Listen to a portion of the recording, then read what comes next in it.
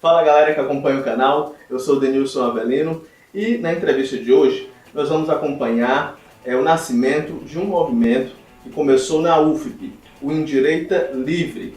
Esse movimento nasceu com uma ideia e hoje já toma outras proporções. Nós vamos conversar com um dos fundadores do Indireita Livre, o Yuri Cavalcante, que está aqui com a gente.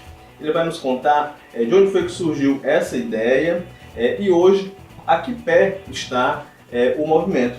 Yuri, fala pra gente aí, de onde foi que surgiu a primeira ideia, né? E hoje como é que o movimento está, como é que vocês estão articulados, né? Certo. O movimento Indireita Livre ele começou dentro da Universidade Federal da UFP com o intuito de promover um maior debate entre as posições políticas. Porque assim, hoje em dia você vê uma polarização muito grande dentro de todos os setores da sociedade. Todo mundo é fora Temer, bora Temer, Lula livre, Lula na cadeia, Bolsonaro, Bolsolixo. Então você vê que as pessoas hoje em dia no Brasil, elas se despertaram para a política, elas se despertaram para ter uma opinião, para pesquisar algo mais. O brasileiro está começando a ver que, apesar dele não gostar de política, ele vai ser governado por quem gosta de política. E que se ele não souber o mínimo, essas pessoas vão levar eles no papo com qualquer história e aí vai ficar cada vez mais complicada a situação do país. Mas você vê que desde 2013, toda a população do Brasil ela tem dado uma acordada, tem surgido novos movimentos, novas ideias, as pessoas têm começado a ter um pouco mais de opinião. E dentro das universidades ocorreu a mesma coisa por todo o Brasil. Você tinha uma hegemonia muito grande da mentalidade progressista, que as pessoas chamam de esquerdista, né? Você tinha um domínio muito grande desse tipo de mentalidade. E começou a surgir outros tipos de movimento exatamente por conta dessa nova dicotomia de pensamento, por conta dessa nova polarização e pela necessidade de haver uma ideia contrária, do debate de ideias.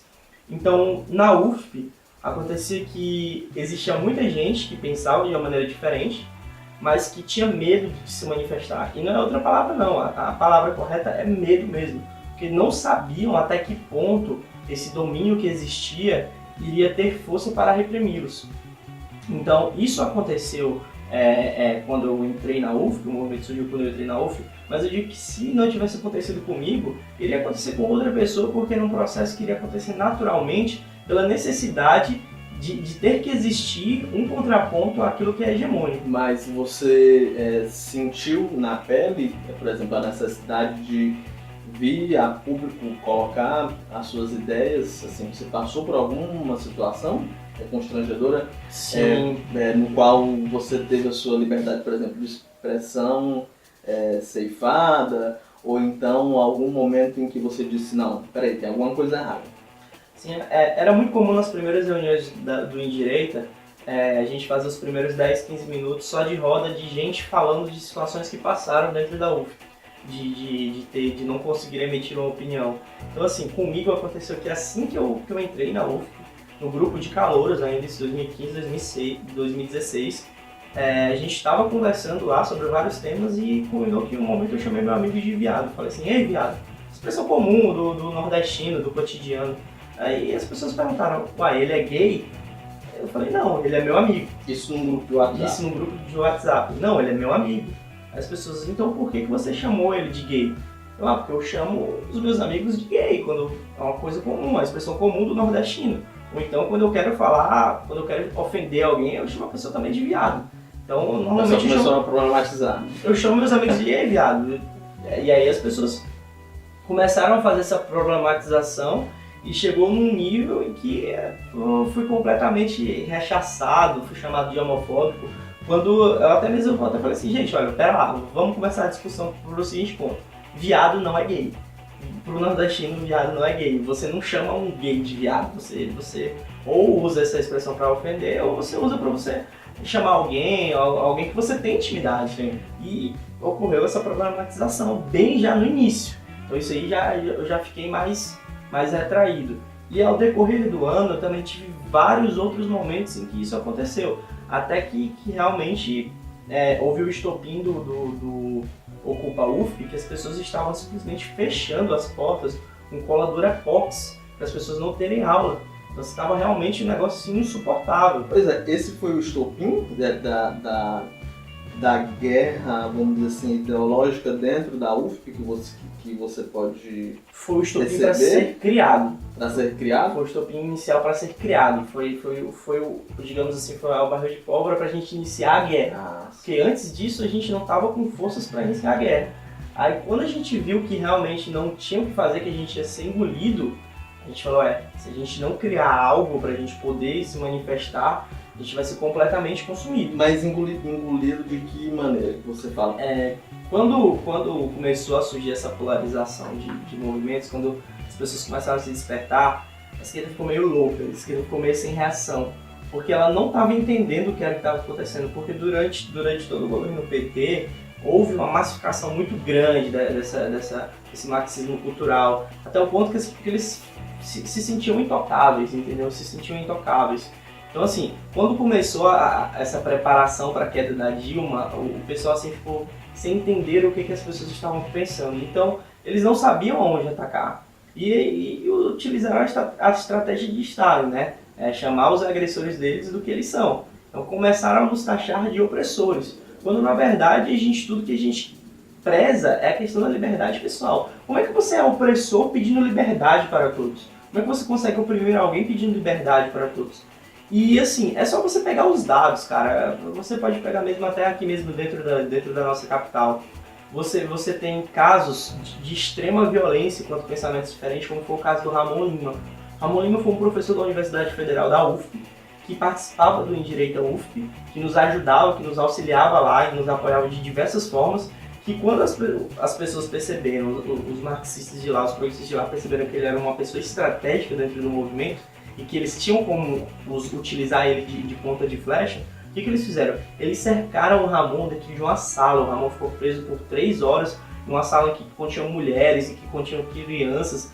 E eu te digo com certeza que se o Ramon não tivesse conseguido se fechar dentro daquela sala, talvez ele tivesse sido linchado. Isso foi uma notícia que circulou em rede nacional. Sim. Saiu em vários portais, isso ficou super conhecido e foi assim, um super tiro no pé dessas pessoas. Então você não vê o contrário, você não vê uma notícia de manifestantes conservadores ou liberais que agrediram o esquerdista durante sua fala. Não, a gente não quer, digamos assim, cessear a vontade deles de falar. Não, a gente chama na verdade para o debate, a gente vem debater, vem discutir, vem conversar, vem trocar ideias, porque a gente sabe que ali a gente ganha. Agora sim, é claro que em todo local tem um ou outro que é exceção, mas eu digo e repito, é exceção. Exceções que confirmam a regra. Que confirmam que dentro das universidades, normalmente, as pessoas que mais oprimem o pensamento dos outros é realmente essa cultura que era hegemônica, que está perdendo essa hegemonia e que não sabe como proceder. É impressão, pelo menos do que está sendo visto, de que esse debate ideológico que a gente viu um pico há 2 anos atrás, essa briga que existia entre o Indireita e outros movimentos como Ocupa UFP, deu uma esfriada, e por que motivo? É uma esfriada, digamos que seja pós-vitória, é um descanso pós-vitória. Porque normalmente, normalmente quando o chicote está mais pesado, as pessoas costumam se levantar mais, costumam se desesperar mais. E o que ocorreu? Há 2 anos atrás a gente estava com um chicote muito forte, era naquele ápice das loucuras da Dilma, o Brasil todo em crise, o negócio todo muito louco, um marxismo cultural tremendo, um cerceamento de pensamentos muito forte, vários casos de agressões por quem pensava diferente. Então as pessoas sentiram a necessidade de se levantar para lutar, aquele negócio dos heróis improváveis. Porque o conservador e o liberal, ele é por si só muito na dele. Ele não gosta dessa questão de movimentos sociais, essa questão de militância é um negócio que surgiu muito mais com a esquerda. Então, quanto mais a gente ficar na nossa, quanto mais respeitarem as nossas liberdades, a gente respeitar as liberdades do próximo, para a gente melhor. Então, para você fazer um conservador e um liberal se movimentar, digamos que o negócio precisa ser um pouco mais pesado. Então, com a queda da Dilma, com a estabilização, digamos assim, da economia, com o aumento da popularidade de políticos conservadores e liberais, como é o caso do Bolsonaro, João Amoedo, com o aumento da força de movimentos liberais, como o MBL, de pessoas conservadoras que influenciam o nosso Brasil, como é o caso do Olavo de Carvalho. Digamos que o conservador e o liberal ele deu uma quietada, porque ele acha que agora o negócio vai só na inércia, entendeu? Vai só na inércia. E eu acho que não vai funcionar desse jeito. Por mais que as pessoas estejam acomodadas, como esse ano é um ano de eleição, esse ano é um ano que vai mudar muita coisa, eu acredito que o que faltava para reacender esse debate vai vir sendo com força total. Porque o que o conservador está pensando? Que foi uma demonstração de fraqueza muito grande do marxismo cultural, esses fatos que se sucederam. Por exemplo, a prisão do Lula, a queda da Dilma. Porque, digamos que agora a esquerda do Brasil está nas cordas. Ela está nas cordas e... Nas cordas de quê? Eu digo no sentido mesmo assim de político e ideológico. Você vê que os discursos eles são muito mais falhos. Antigamente as pessoas compravam muito mais esse discurso de vitimismo do homossexualismo, do racismo, do sou pobre, sou bandido porque sou pobre porque sou bandido. Então, era muito mais fácil você comprar as pessoas com esse discurso. Hoje em dia o brasileiro ele tá sabendo ponderar mais. Até você vê pessoas mais velhas, aquelas vós, aqueles avós, pensando de maneira diferente. E por conta disso você vê um esquerdismo que está gradualmente só se acabando.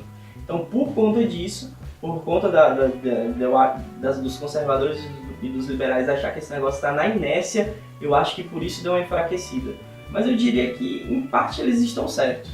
Porque a direção natural da sociedade, que evolui em conhecimento, que evolui em buscas, em pesquisas e ensino, combinar para essa questão, para essa linha de pensamento.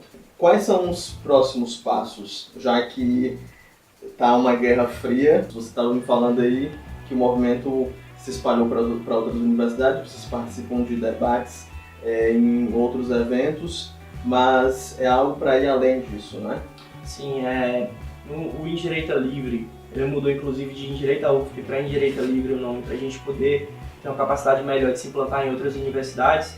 Porque assim, todo movimento conservador, ele surge normalmente primeiro dentro das universidades, que a gente entende que é um setor estratégico, porque se você quer mudar a mentalidade de uma população, você tem que ir primeiro num local onde essa mentalidade é construída, onde ela é formada, onde ela é produzida, onde ela é confrontada. E nenhum local é melhor do que isso do que nas universidades. Então, a gente surgiu dentro da UFP, já vai fazer 2 anos, agora no final desse ano, mas a gente já foi implantado também dentro da UESP, então dentro da UESP a gente também está com reuniões semanais, a gente está com um protótipo para abrir também na Camilo Filho, e a gente tem participação em todas essas manifestações e debates que ocorrem por Teresina. A gente convoca inclusive alguns para fazer debates, a gente faz as edições de filmes, palestras semanalmente, mini cursos pela sociedade. Quem deseja participar de movimentos como esse não necessariamente precisa ser hétero.